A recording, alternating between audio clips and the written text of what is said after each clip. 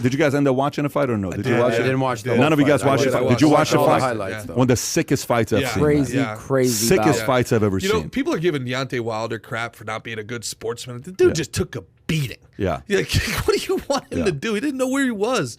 Like, it's You think he's done? Deontay Wilder? Psychologically, he's done? It's a tough one, man. I don't think he's done per se because that right hand should have knocked out Fury multiple times. If anything, he's probably sitting here like, what's going on? Have I lost my powers? Like, I don't see Anthony Joshua beating Deontay Wilder. I just don't know. Do you want to watch it?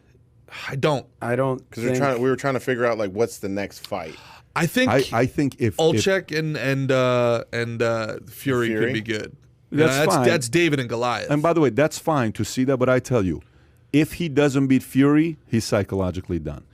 Deontay Wilder, if you're listening to this, there's one fight to make. I don't think and that it's we even Logan need to, Paul. Deontay Wilder. I don't think that we even need to be mentioning Deontay Wilder's name. Yes. No, Gerard. It needs to be all about Tyson Fury. This guy is by far and away the #1 heavyweight. He's making boxing without freaking Tyson Fury doing what he do. We'd be talking about. Bro, by the way, many agree with over you. here. Many agree with He's you. the guy. Okay, forget love. about Deontay Wilder. I don't care if he stays boxing. He's done. He's not fighting Fury anymore. He's beat his ass 3 times. Did you replace Tom Zenner? You sound like a guy named Tom Zenner. Conspiracy theorist who's always wrong? No. Speaking of conspiracy, there, Daniel Cormier, who I love. Did you hear him talk about how Deontay actually knocked out Fury? That was a Andre Ward and Daniel Cormier going back and forth on Twitter talking about how long the standing 8 count Fury got on the second knockdown was. I was like, I don't know. Yeah, man. by the way, the Dustin Poirier interview is being picked up all over. ESPN reached out. Was ESPN reached out to us yesterday?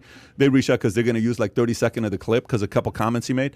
He said that the biggest puncher was who? Conor. He said, doesn't matter what year it was, he was the biggest puncher. He said, Khabib, he says, you don't even know what to do with that guy, with Khabib. And then when I asked him the question, who would replace Dana White if Dana one day wanted to step away, I said, can you see Conor doing it? He says, no, I can't see Conor doing it. But I can see Daniel Cormier doing it. So he gave Daniel some love, for replacing. He's a smart guy, man. Yeah.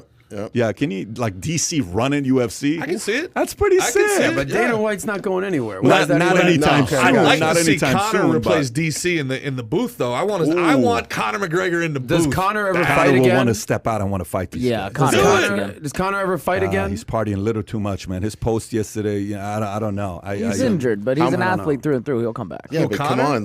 Conor will come back. Take a couple years. Be Conor. Listen, Take a it's couple years. really Get the hard fire to get lit up again. and put in the miles when you're waking up in satin sheets, right? Silk pajamas. Silk pajamas. Pat, I'm is calling what it Conor McGregor out right now. Conor, if you're listening to this and you want to come back, David, give it to me. So if you enjoyed this little short segment from the podcast that we did, here's another short segment to watch. Or if you want to see the entire podcast, click over here. Take care, everybody. Bye-bye.